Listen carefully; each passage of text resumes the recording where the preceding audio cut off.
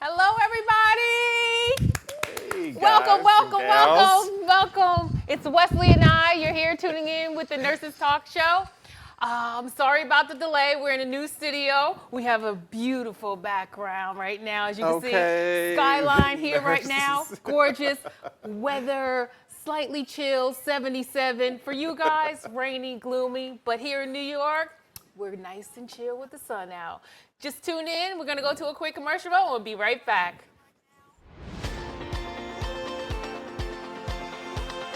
Oh, we got to look at that one.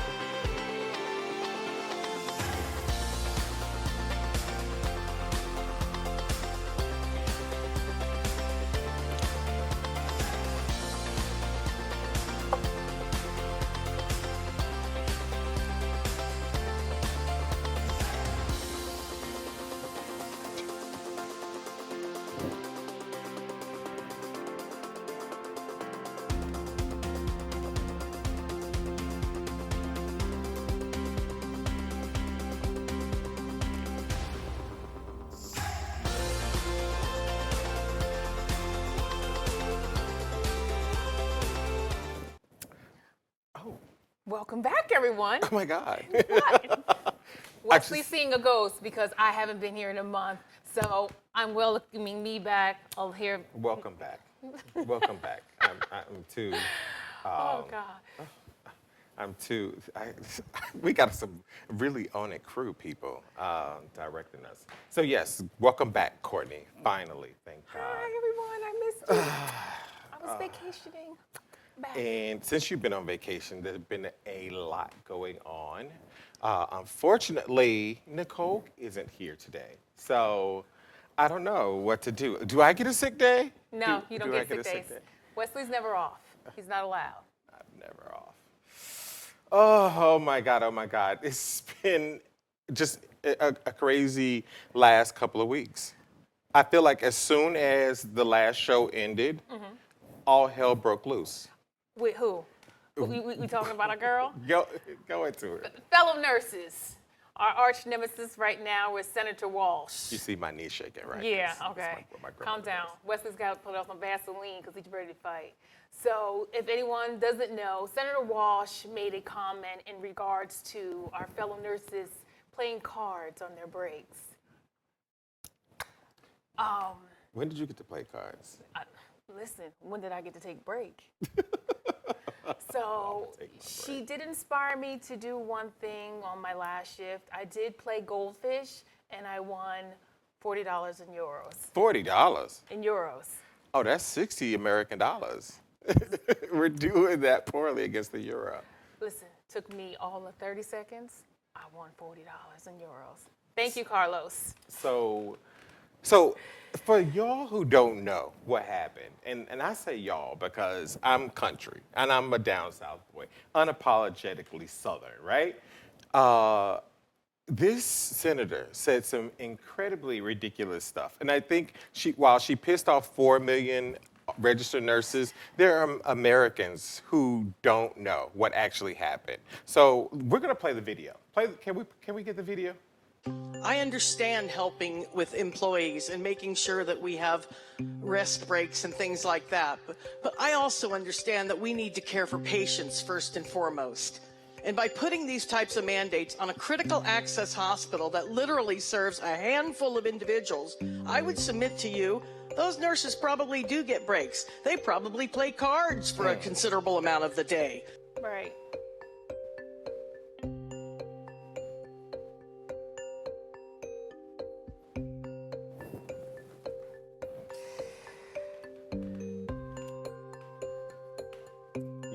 Yeah, I've seen enough. So with that being said, I think a lot of America doesn't know what we really do. Okay. I'm going to say, personally, myself at work, 90% of the time, I don't get a break. And Right. that's because I'm caring for my patient. I've literally gone into work, 7 o'clock, I report, and won't go to the bathroom until 6:30. And that goes without eating and drinking. So to say that there's a considerable amount of nurses not, taking care of a patient because they're playing cards, that was a stab. Well, I want to put it into context, right? Because she later came out and said, in her critical access hospitals. So critical access hospitals are those in rural communities that typically have about 30 beds. They typically are understaffed already anyways, and they're underfunded. We acknowledge that they're underfunded, and that there would be some financial challenges to ensuring that people who work 12-hour shifts get a break and get to use the bathroom. So yes, we get it that there's a financial burden, Senator, but for her to say, considering that she in 2017 had a heart attack and was in the hospital for 2 weeks, to say something so stupid. It's ignorance. People live in their ignorance. This is bliss. Educating yourself to what others do takes a lot, and her being a senator, you think she would be just a little more intellectual into actually finding out what goes into her bill. As far as being a nurse, you're already in a rural area. You're already underfunded. You're saying that they're going to get mandatory breaks. Who's going to cover them? And then you're saying they have to get mandated overtime. Who's covering them? Well, obviously she's going to be, since she's coming to work 12 hours with a nurse, and she's going to be on her feet for 12 hours, getting doctor's orders, saving patients' lives. May she get tripled, all her patients be vented, not sedated, every Ready to be line tube and extubated. every orifice. I want it here. all. Get out of here. No, they're going to put her on the amenities unit, and she's going to be the rich and wealthy who, to have one-to-one and a conference room in their hospital room. And I've taken care of those patients, so that's who she's going to be taking care of. Come nurse in the jungle with me. That's all I'm saying. Honey, she's Come not nurse ready in the jungle. for the jungle. She's not ready for the jungle. She's in Washington. Stay in Washington, Senator. Good luck with your hospitals. And let us do what we know how to do. Right. In other news, no one has time. You got me up here looking like the weatherman, by the way, but whatever. Oh, I'm sorry. Okay, I'll turn it down. Looking cute. Thank Go you. ahead. Thank Go you. ahead. I'm sorry. Tell the people what's coming up next. So up next, we have the 30 medical professionals. 30 so far. 30 medical professionals that were operating an opioid sting are under arrest. Well, no, it was 60.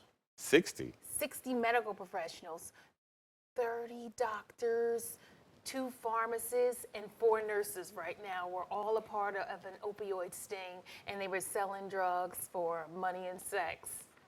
I'm in the wrong profession. I'm in the wrong end of the profession, I see. No, you're in the right.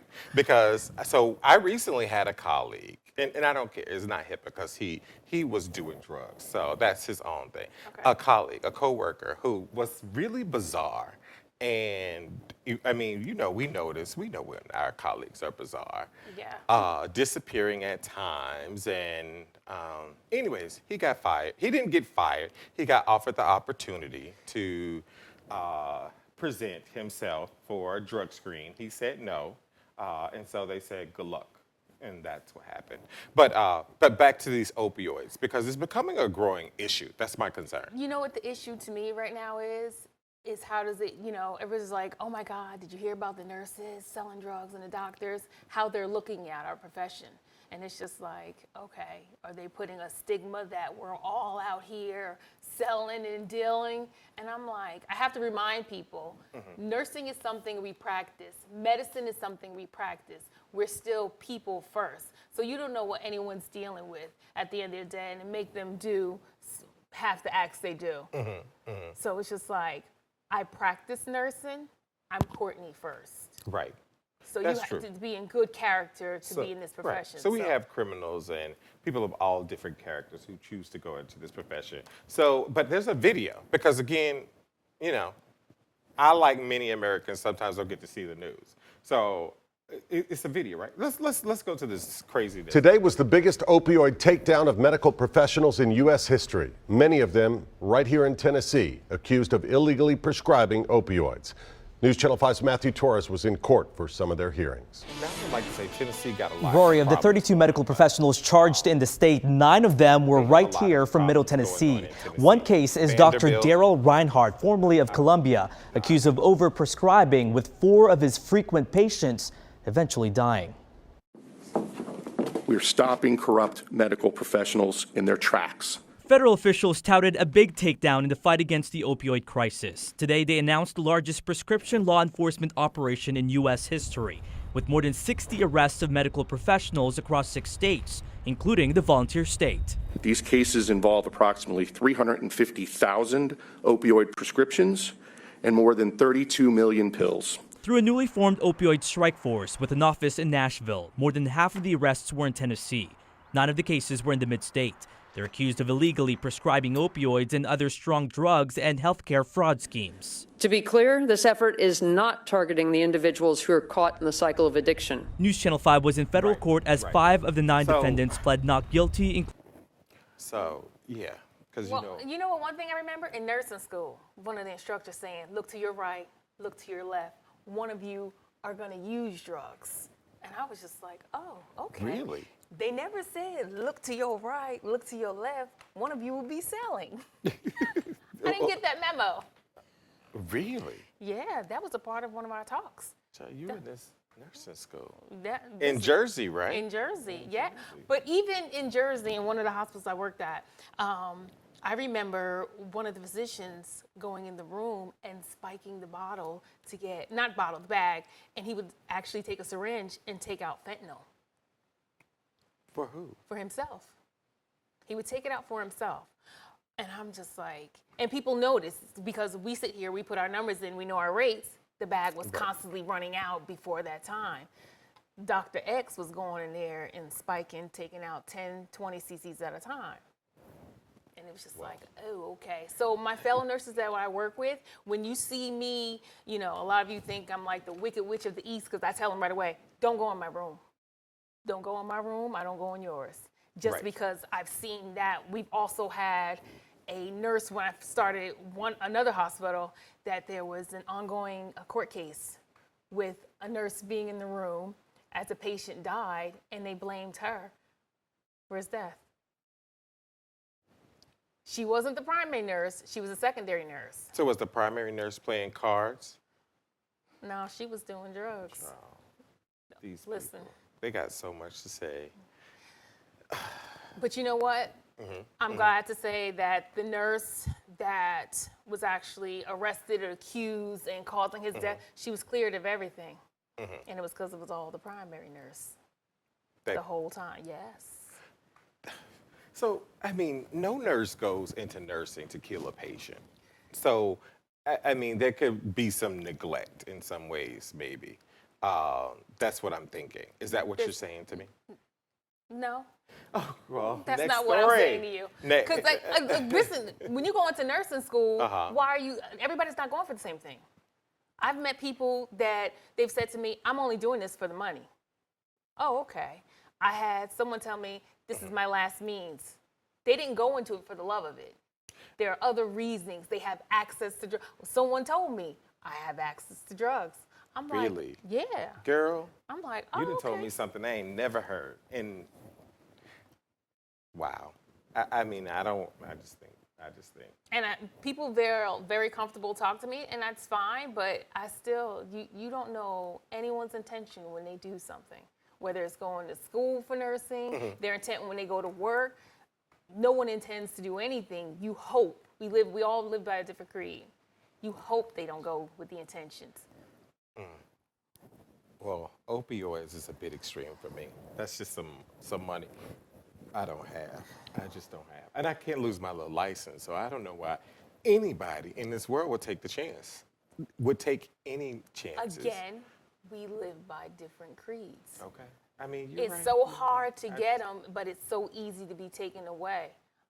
My grandmother told me, listen, you take care of everybody the way you take care of me, you sleep well at night. Right. That's what I do. Right. That's what I do.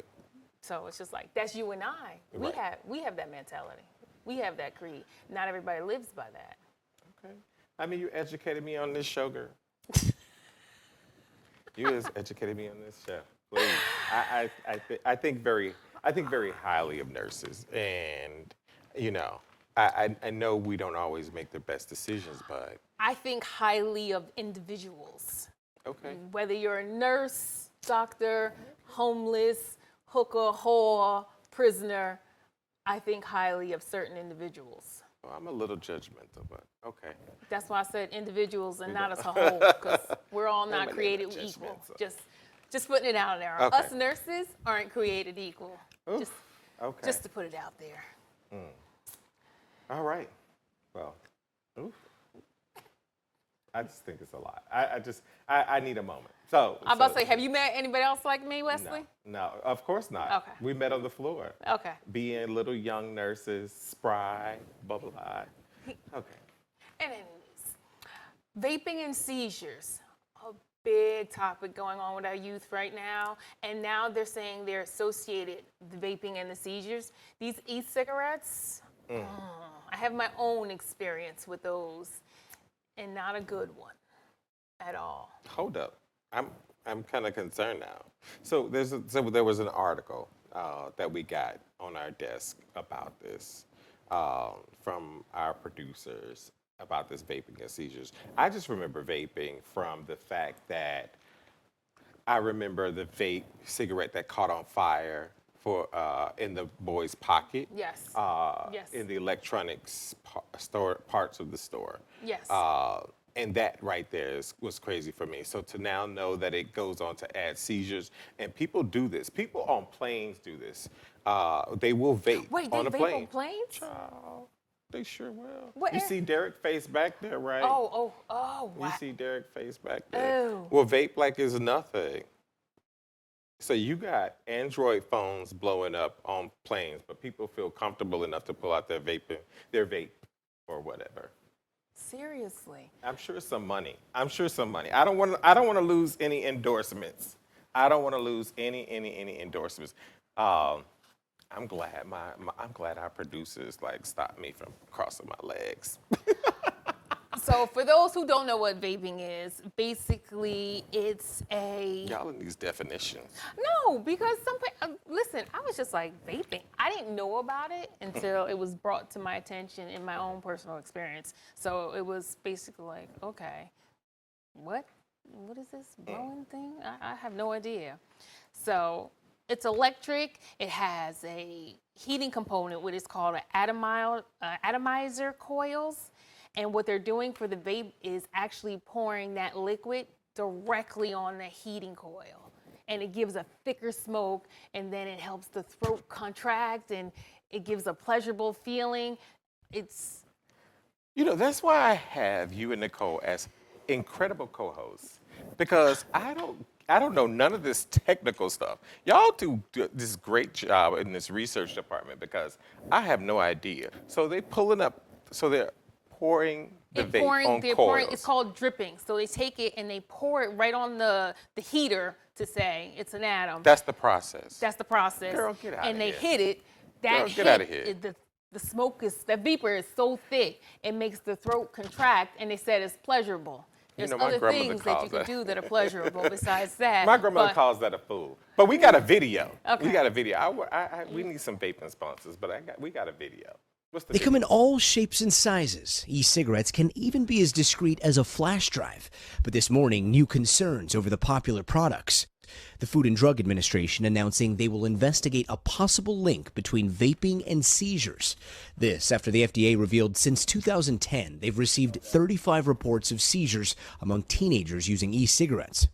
The FDA writing, "We have reports indicating that some people who use e-cigarettes, especially youth and young adults, are experiencing seizures following their use." The FDA's announcement increasing scrutiny on the booming industry. One e-cigarette company saying in part they will vigilantly monitor for any evidence of safety issues and work cooperatively with FDA as we continue to combat youth usage. According to the CDC, 3.5 million middle school and high school students reported vaping in 2018. More than 10 times the number of teen users in 2011. Just last year, the FDA limited the sales of flavored products to try to keep them out of the hands of teenagers. Luca Kaynard was a 14-year-old freshman when he started using e-cigarettes and says he quickly became addicted. When I tried to stop on my own, I felt very defeated because I would not stop. For Luca and his mother, Kelly Kaynard, the FDA's investigation is a welcome development. His behavior became explosive. He was very angry, and it just wasn't him. Luca says he had a severe seizure after a long night of vaping. I'm not aware of it. I have a cousin who's my roommate who vapes, and I have a child that actually tried. What did Mama Courtney do about that? Mama Courtney went into Mama Bear mode. Oh so my God. I got the phone call that, someone was smoking and actually considering of buying a vapor online, bought the little reloadable cards to purchase it, did all the research. So I spoke to my child, and my speaking does not involve hitting, it just involves direct information. I told him if he was ready to die right now, let's go. We can go at it. Or we're gonna do this. I have cigars in my house. I made him eat a cigar. You like the taste of that? Oh, You made okay. him eat a cigar, He girl. ate a cigar. Then You made him eat a cigar. I made him girl. eat a cigar. Girl, ACS is watching this. Listen, he ate a cigar, okay? Then after eating the cigar, what did I do? He also has asthma. So now you sitting here, you dealing with something that affects your lungs, and you already have a lung condition. I said, whenever you're ready to get intubated, I'll do it for you. Wide awake. Let's go. Wide awake. Wide awake. This is the No life that sedation. this is what you want. Let's go. Let's do it. Because that's what it's going to lead to. You already have a lung condition. Right. And you know the answer I got for why What? he's doing? Boredom. As boys, we get a little bored every now and again. You gotta be fair. You girls, females have it easy, okay? You see my face? I'm trying to support my young brother, who is trying something new. Because at the end of the day, You kids want to are gonna try be something kids. new? Read a book. Read a book. Kids are not like we used to be. Read a book. We're both over 30, so kids are not like we Read a used book. to be. They have everything at their hands. Anything Everything. you want to do. And that may be the problem. They have everything at their hands. Okay. So Everything. You hear it now, kids. He's telling me to take it all away. And I grew up in Alabama. I still don't think those kids in Alabama have everything at their hand, but they have a few things. And you know what? And I was just saying, mine's, by the time they get 17, I'm going to need to take them to space to get a wow factor out of them. Right, Because exactly. even we on vacation. Take them to Alabama. They'll Alabama? definitely get a wow. They'll definitely get a wow. Well, we're going to go to Alabama. We're going to go to space camp. Yes. Huntsville. Space camp. Huntsville. I'm such a geek. All right. So vaping foolishness is definitely something that we need to keep on top of. There are nurses that are vaping, which is even You know more what? concerning. As nurses, we're adults. We make our own choices. Right. But you know what? We need to watch our teens. We need to watch our youth. We need to educate them the consequences and the realities of putting these vapors in their bodies, the addiction that comes with it. And, with some people, it is a gateway. Well, So- I'm glad that you taught people about what actually happens, because I'm not gonna lie, right? Derek vapes. He used to vape. It's broke. And it's broken. He can't get another one. But I thought it was literally just pulling in a thing that makes smoke come out. I didn't know there was some electricity that makes it happen, and coils. That's just crazy. No. So I'm so disappointed, Derek. So disappointed. Anything. Happy news. Right, Happy exactly. news is here. Happy news. Exactly. If you guys don't know, when we're not playing cards, guess what we're doing in Portland, Oregon? We're helping girls get ready for the prom in the hospital. Wasn't that such an amazing, amazing story? And the other part of that, so Oregon is next to Washington.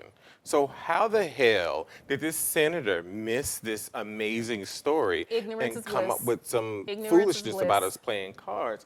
We're giving teenagers the opportunity to have one of the biggest moments in their life. Do you remember your prom? Yes, I went alone. Oh, okay, I didn't go along. I had to go alone Why? because my ideal date wasn't available. So I figured I'd just party with everybody else's Baby, date. sometimes you gotta settle for a little something. I know I settled enough already. In my late age, I wasn't settling as a teenager, so I went by myself. Right. Girls, don't be afraid to go to prom by yourself. Well, these doctors and nurses did her hair, did her makeup. Did they teach her how to play 3-card poker? Almost, properly. Did her hair, her makeup, helped her get her dress. She made it there in time to meet her date.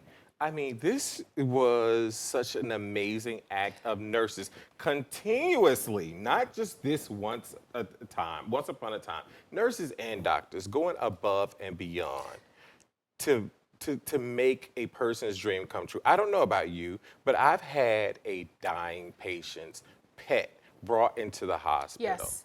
And I've had a patient who was terminally ill and who was going to die being rolled outside to see the outside. Those are awesome. These are nurses going above and beyond. And why does the senator not see these stories? It makes no sense. And I don't want to keep harping on it because I Please hope don't. she You're really giving gets her an too much eye-opening experience. But I think that when we have stories like this, and even when we have negative stories, nurses are people. When nurses are not given the things that they need, they take opioids, they take crack, they take cocaine so that they can stay up 12 hours, 13 hours, you know. And I'm not blaming it on the work, just the work, but I'm blaming it on the work environment. Just in case you didn't know, right? There was, and this is not one of the stories, in the UK over the last 7 years have had 300 brand new nurses commit suicide. Damn! 300 brand new nurses commit suicide because of the stress of the job. And not just the stress of the job being one-dimensional from patients, but the stress of the job coming from administration, the stress of the job coming from other nurses, because we're bullies. I own it. We're bullies. I wouldn't say I'm a bully. I'm just very honest about the work and what it takes. Honest about the work. I'm honest about the work Right. and what it takes to be here at the bedside. I get it. It's not being a bully. It's just educating the new ones that you don't know everything. You can't be a nurse for 2 years and run off to NP school and tell me what to do. Cut to the commercial. With my patient. Just putting it out there. No. I mean, and we all want nurses to advance their education, but there is a certain level of experience that has to happen. I remember when I was a brand new nurse, being made to wipe all the nurses' carts down for the floor, Yes. and that was like 5-6 nursing carts. Yes. Stocking the nursing carts, cleaning out the trash, and making sure that they're ready to go for senior nurses and myself, of course. And that, to this day, when I go into work, I clean my workspace, I prepare for my shift early. And I think that while some people are like, well, that's kind of hazing, that's bullying, they made you come do their work. It taught me a sense of respect for my job. And when I looked around on the hospital floor that I was at last night, obviously they don't have respect for their job.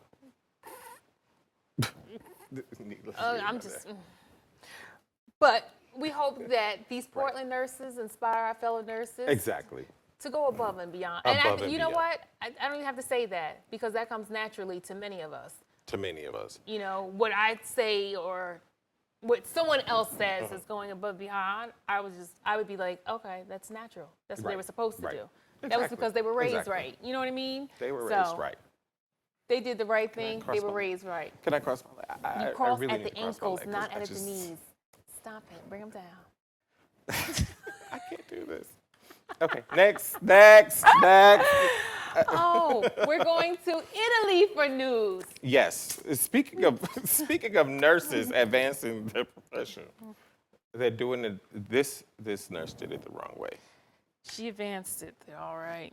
So I mean, nurses as a serial killer.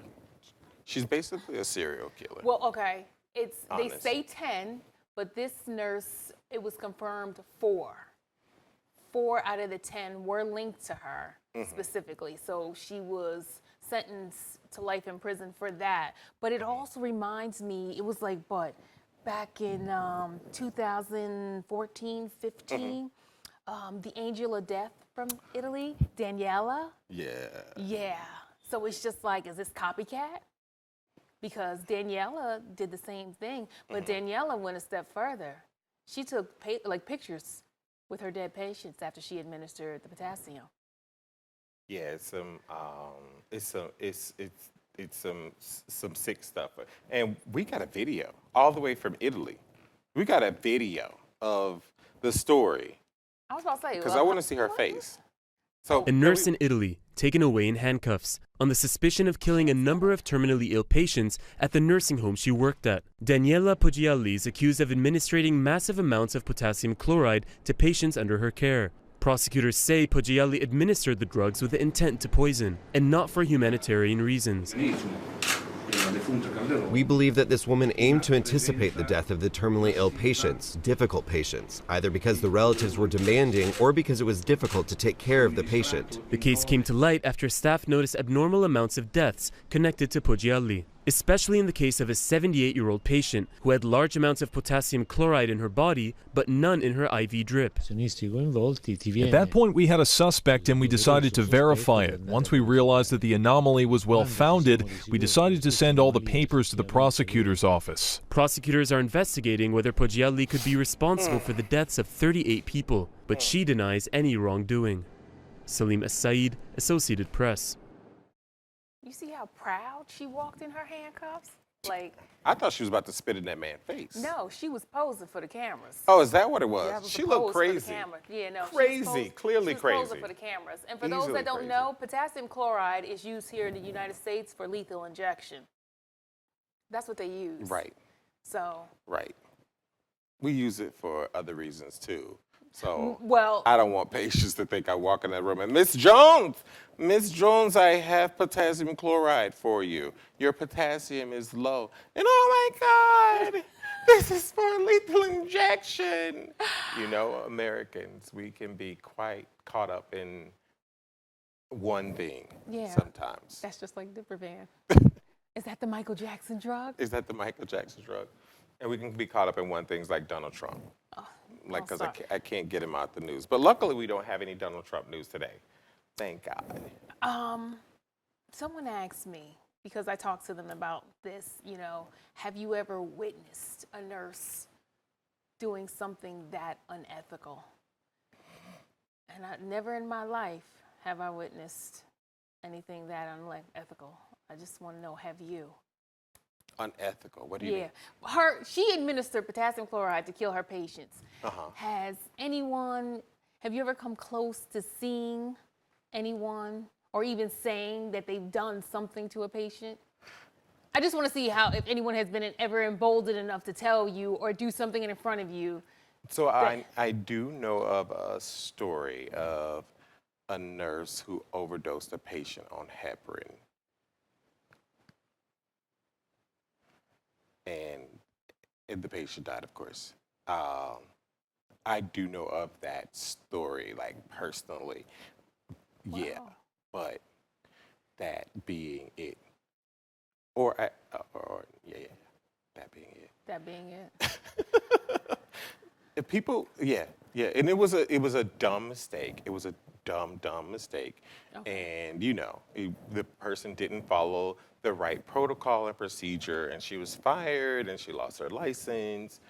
And there was an attempt by another nurse to cover it up for her. Wow. Yeah. Because she wanted to protect the young nurse, and it was just. But we have time to play cards. We got time to play cards. Maybe that's what the senator is. Anyways, so the nurse in Italy is going to jail, thank God. And nurses, unfortunately, and medical professionals are out here playing rogue and doing ridiculousness. But there are little miracles that happen every day.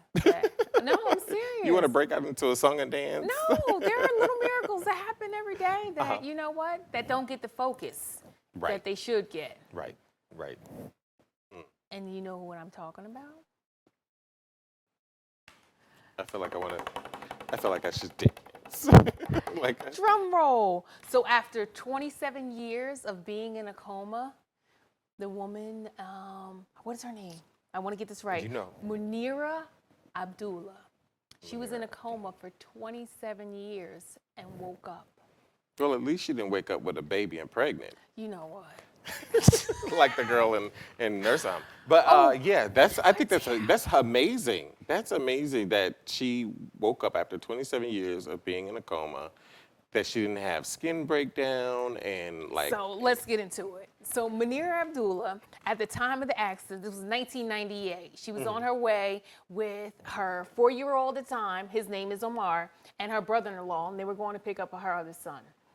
They collided with the bus. A mother's love is everything. Her son Omar, she hugged him and protected him from all injuries. He only got a scratch and a little bruise. Walked away. Munira, not so perfect, severe TBI, and left her in a vegetative state. They're actually from a little city near Oman. I don't want to mess up the name, which I know I'm going to do. It's called Al Ain. It's on the border of Oman. It's in United Arab Emirates. And back then, in '98, they actually flew her to London.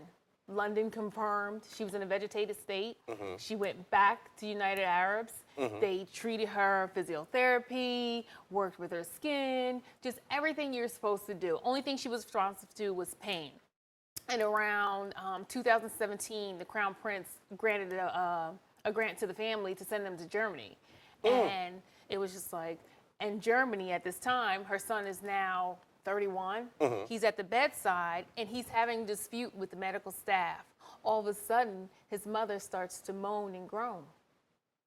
No physical touch, moan and groan because she heard her son. 3 days later, he woke up to his mother calling his name. That's the story? Yes. Child. Yes. That's. And not just woke up, this woman was having a conversation with her son. Can we have like a box of tissues on the set from now on? Because I can't deal with some of these powerful stories. They're just really exciting to hear. Oh. That's all up there. It's all that. That was all that. I'm just saying. You're just saying. That was all him.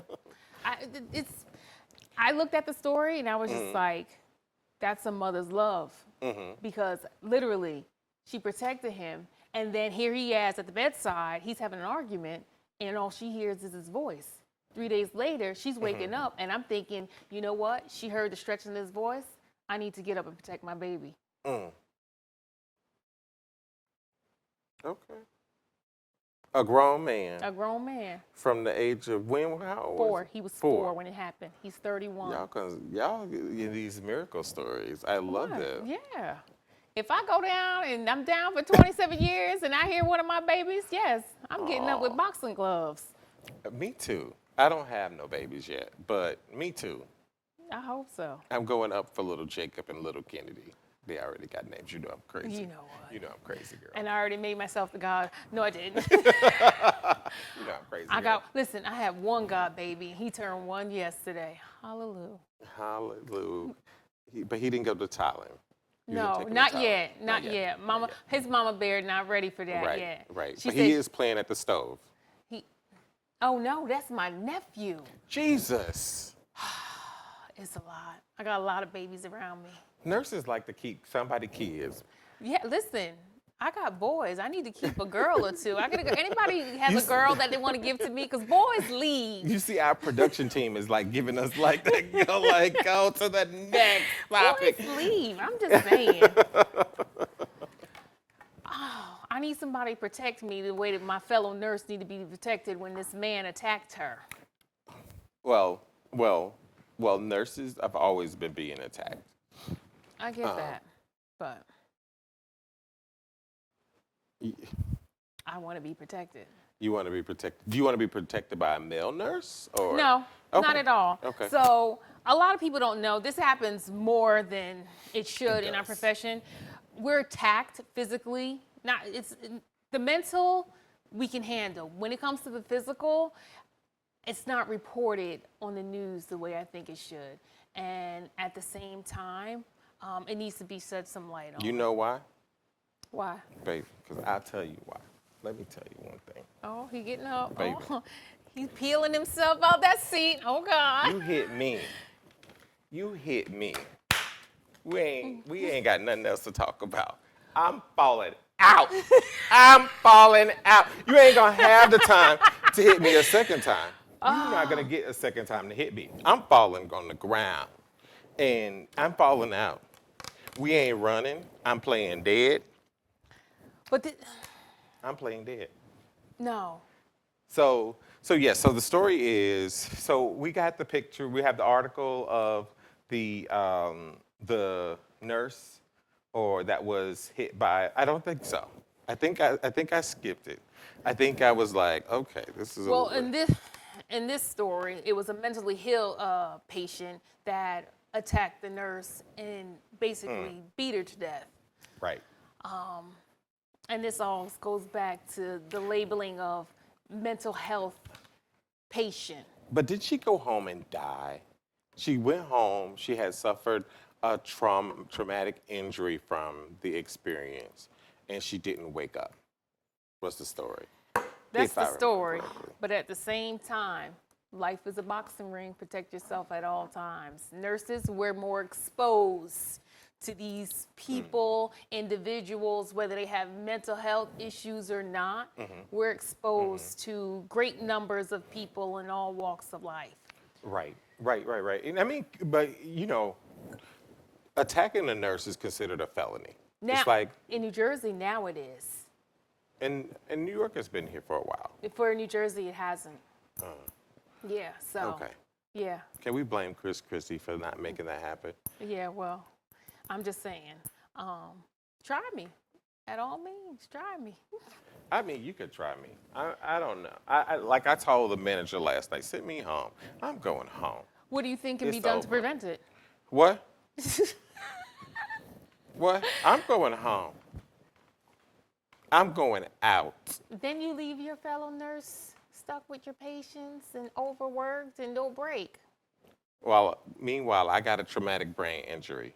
I can't remember the day of the week. Oh, yeah, that's my twerk song. Sorry. That's my We're twerk giving song. you news and twerking And all at twerking. once. That's my wake up alarm.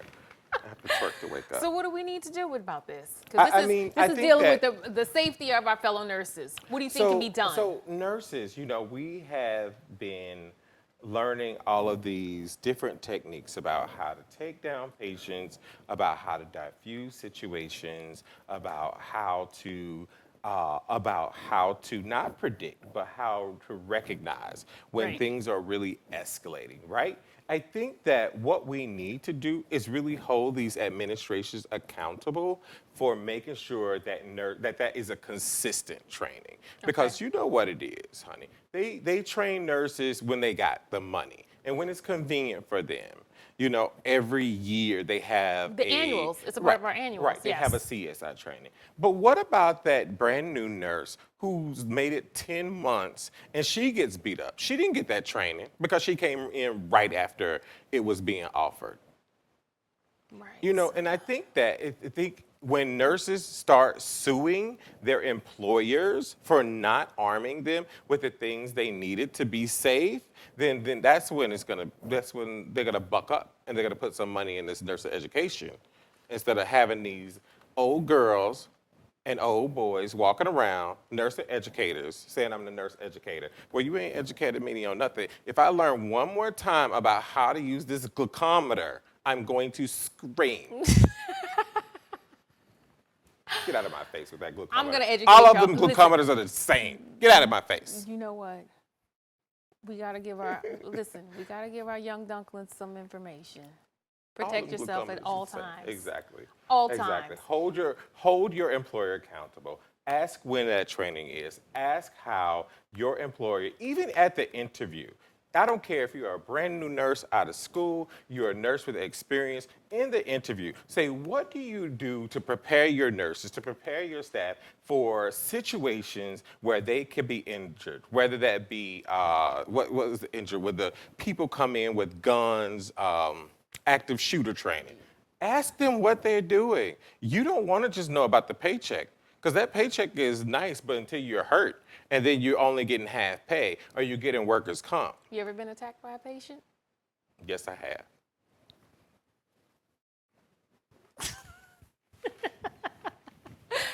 I'm sitting here today. Okay. And I'm going to say the same thing. So have I. And he attacked me with an Alaris pump. Oh. Oh, okay. And I sit here fine and healthy, ladies and gentlemen. Right. Fine and beautiful. healthy.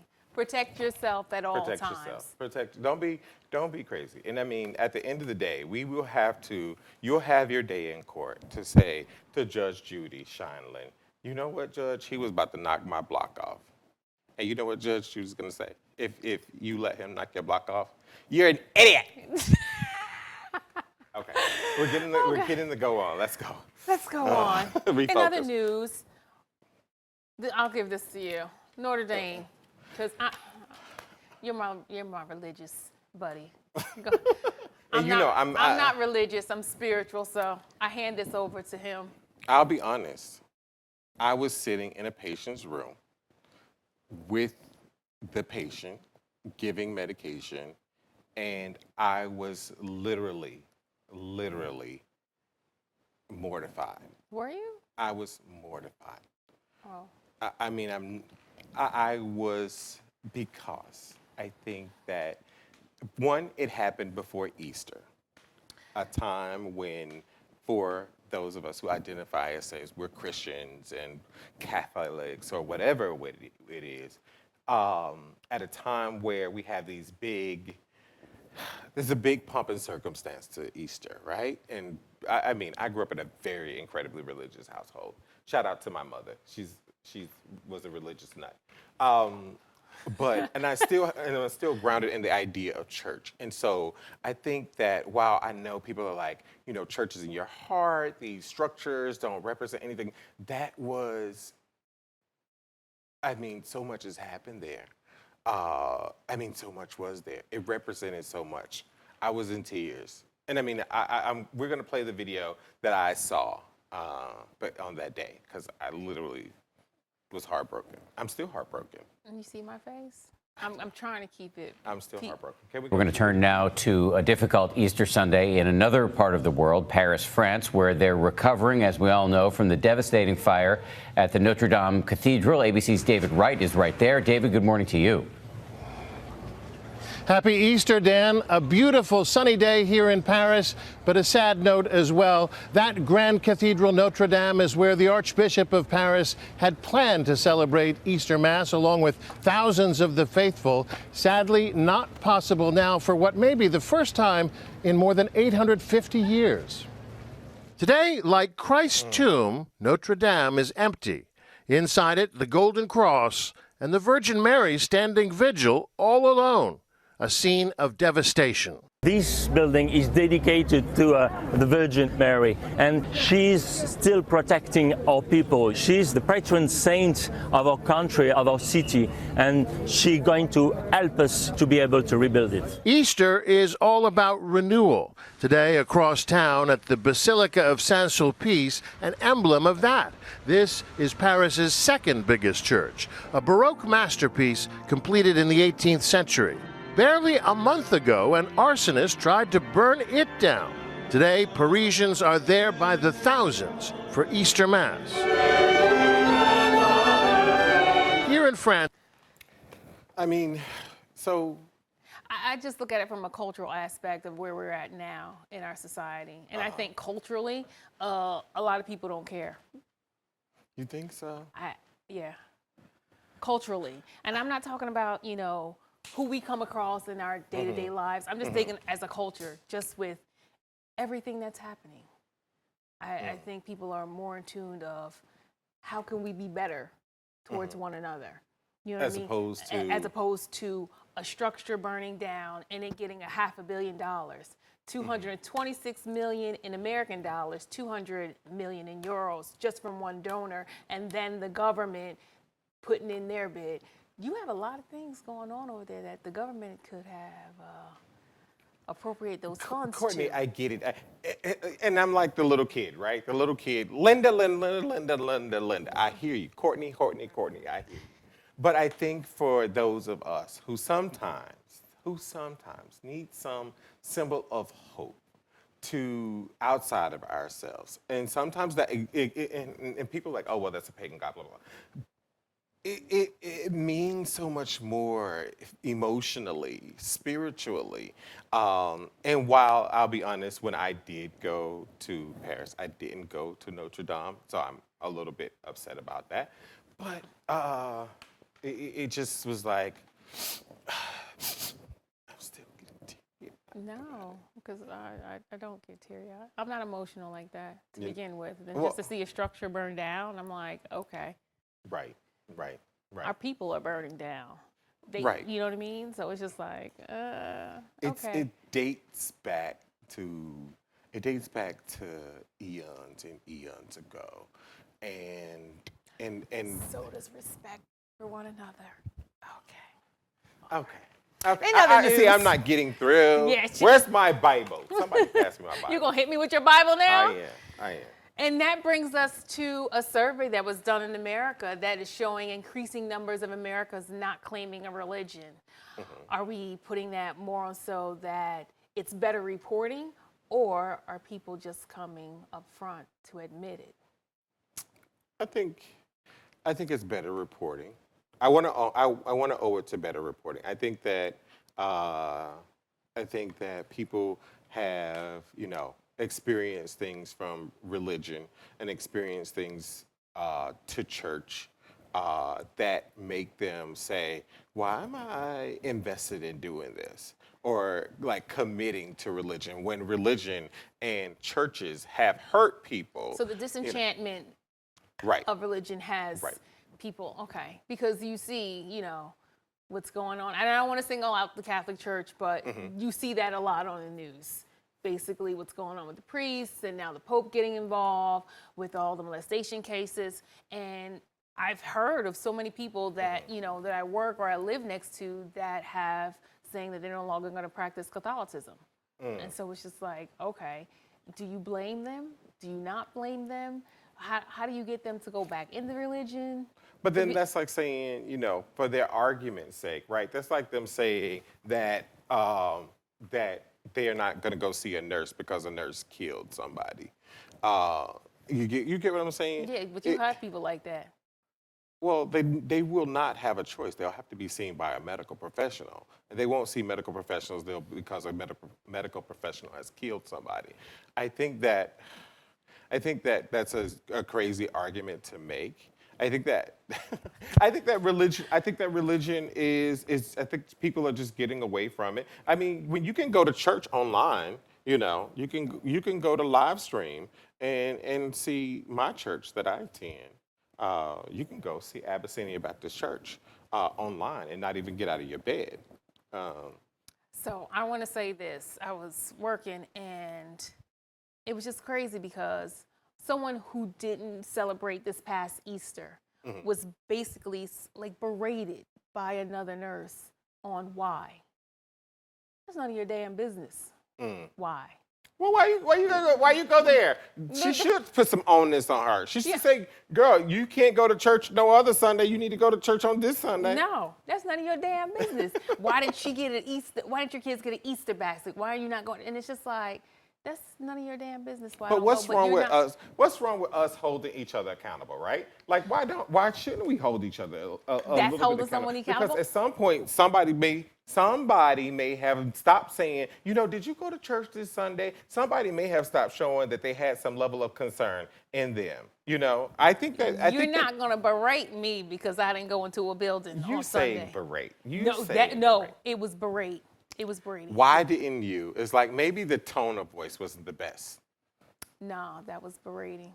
They asked me I'm not going to win this argument. They asked once. It's not going to happen. And Right. see, and that's why I don't talk about religion to people. Right. And I just keep it to myself because it's arguments. And you know, religion has started many wars, so. Yes.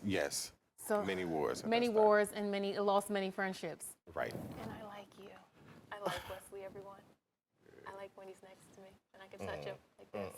Don't touch me. Come to church with me on Sunday. No. Listen, you talk to, it's not that I don't know religion. Right. I'm one of the girls that grew up in if everybody doesn't know, my grandmother's Jehovah's Witness, God bless her. She was Catholic prior to that, but she converted to Jehovah's Witness. But then all her brothers and sisters were Catholic. Right. So I know of both. And I remember Bible studies. And my sister and I, my older sister and I, would always challenge what they were teaching. And we were told we need to be theologists or scientists because they had no answers for our questions. So one of the women in the congregation, love her to death, told my sister and Sister Mary Joseph. Sister Mary Joseph told us to start reading books. And that's what I did. I started reading books and I found out the foundings of the holidays and what's the meaning and the origins of these religions. So I educated myself. So when I have someone coming to ask me why I don't celebrate and put up Christmas lights and celebrate Easter and everything else, I got answers for you. You may not like them. Right. But don't sit here and question me about my spiritualness or religiousness. I am me, you are you. I celebrate you for you. I respect everybody. I get it. Okay. You know, our producers are like. One is giving me shade right now. Smile. Yeah, we gotta get our team in the show. Before they execute us the way our lovely friend John William King was executed. Good for him. This past Wednesday. And if anybody doesn't know, John William King was one of 3 men that they beat, tortured, and drug. A black man. There you go. Because In I'm the just South. like.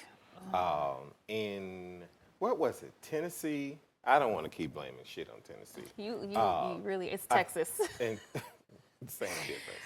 God, no, it's not. In And I don't think the Texas. viewers are going to say, no. So, drug the man. They tied him to the back of a car. First, they spray painted him. They beat him. Then they changed him up with a logging chains to the back of the truck, drug him 3 miles. And along those 3 miles, his body was dismembered. Mr. This James, is the gentleman. James Byrd Jr. And this happened in 1998. And the second of the 3rd men involved was executed this past Wednesday. By lethal injection. Why the hell did it take so long? Oh, okay. Right. You have an answer for me? Child. Okay.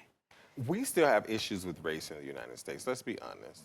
I get nasty little stuff on my YouTube page. I've been berated. I've definitely been berated on my YouTube page. Really? And called the N-word on YouTube. Oh.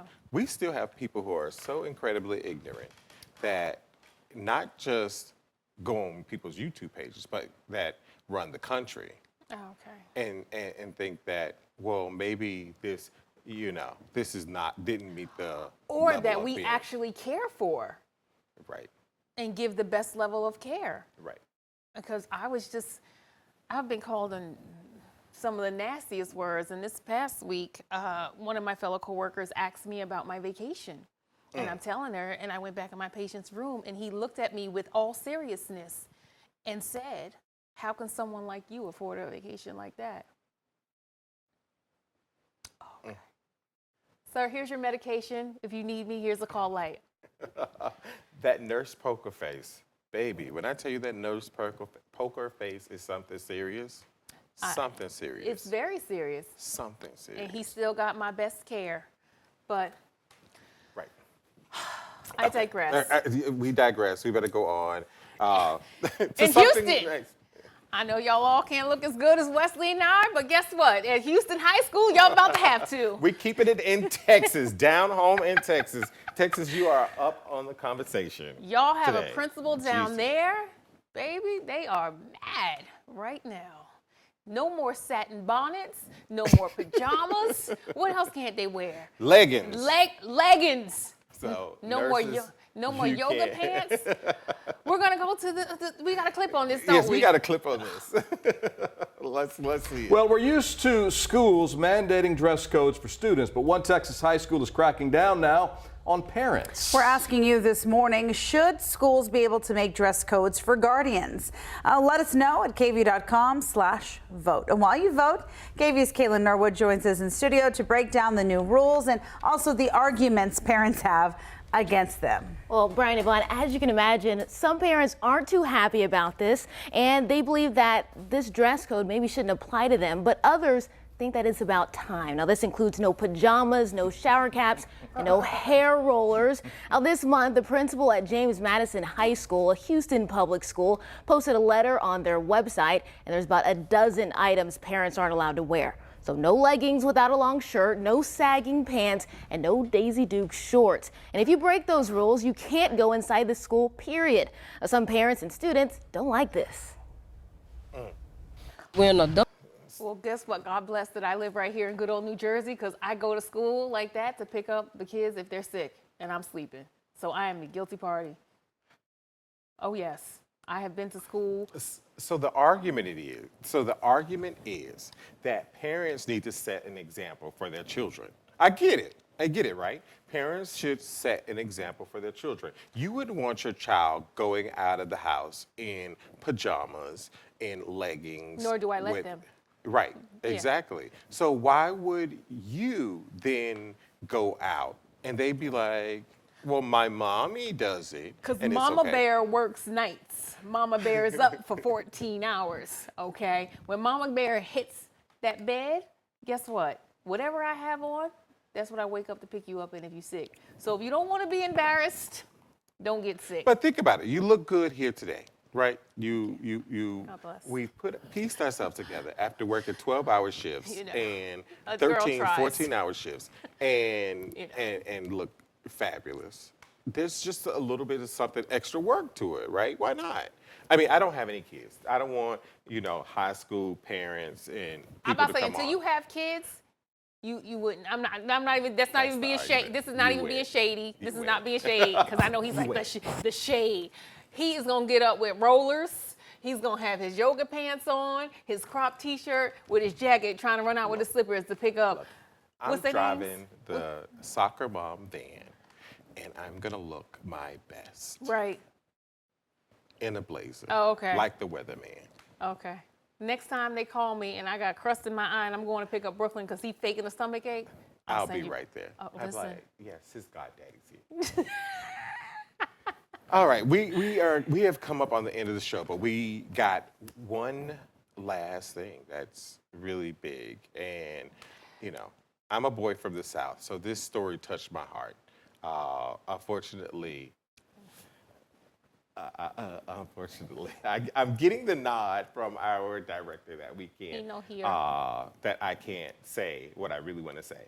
But Jamario Howard of Oxford, Alabama, and 3 of his friends sat down after noticing that an elderly woman was eating by herself in a barbecue joint.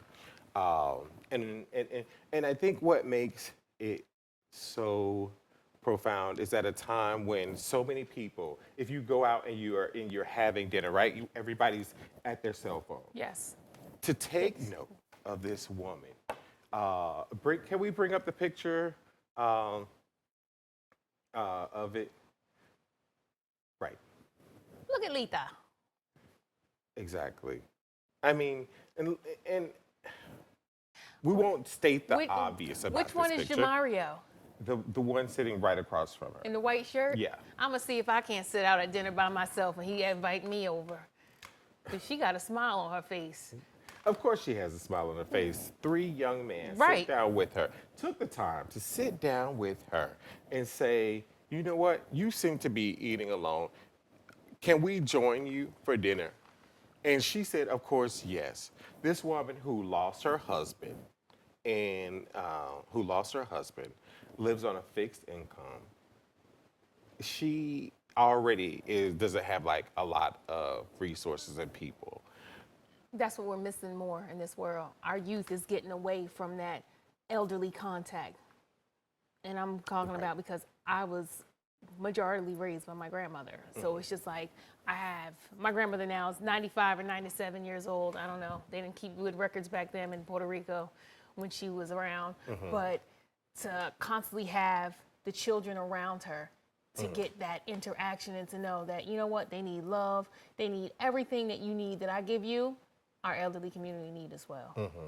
So if anybody sees anybody sitting alone, kindly invite them over. You can hit me up if you feel as though you need extra money to pay for the tab. I'll wire you some money. But I think that's what our society needs more of just getting back to our elderly and just giving, period. Because we take so much, you rarely see people giving. And I think that's what we need to see more on in the news, because all the negative constantly makes the news, and the positive is what's overpowering everything in our hearts. It's just that it needs to be showed. It is. It jades us. It troubles us. It numbs us. All the negativity numbs us. So with that being said, go out. Do something random. It doesn't have to be for the gram. It doesn't have to be for Facebook, but from your heart, do something for somebody. Give back. Stop constantly taking. Right. And Jamario Howard, thank you for looking within yourself and being selfless and spending time with, I want to cry, but I'm not going to ruin this makeup. Its makeup is too pretty. Its makeup is too pretty. But yeah, thank you for taking the time, because, I mean, our elderly need us. We all need one another. And that's what I think I love about that, about him. So that's our spotlight on our person of the week. He's going to be our person of the year. No. Why? No. Okay. In other news. We'll have a conversation. In other news, everyone, thank you for joining us on the Nurse Talk Show. Yes. Yes. We will see you guys in 2 weeks with more information. No, it's actually going to be more than 2 weeks, Manita. Why? Wait, hold on. I'm going to Brazil. I'm getting news. I'm going to Brazil, so I'm going to Puerto Rico, and then I'm going to Brazil. Somebody got some money. How does someone like you afford a trip like that, sir? Well, let me tell you. Are you selling drugs? Oh, let me tell you. I don't need to sell drugs, mommy. I got a lot of money. Okay. Well, since someone will be in Brazil. Yes, so guess, we'll be back May 19th. May 19th is when we're going to be back? Yes. I'll miss you all. I hope. So like, subscribe, guys. Pay attention to old episodes. We'll still be going live. I mean, live in our own little respective things. Social media. Check us out. I'm on Instagram as @the_nurse_doc, and I am on at Good and Terrible. Good and Terrible. Yeah, you know what I thought of when I made that? What? Coming to America. Oh, that boy is good. You saw He's my good face like, and terrible. This is made for TV. All right. Well, guys, thank you. Subscribe to our channel. Thank you for your time. Bye, everyone. All right. Enjoy.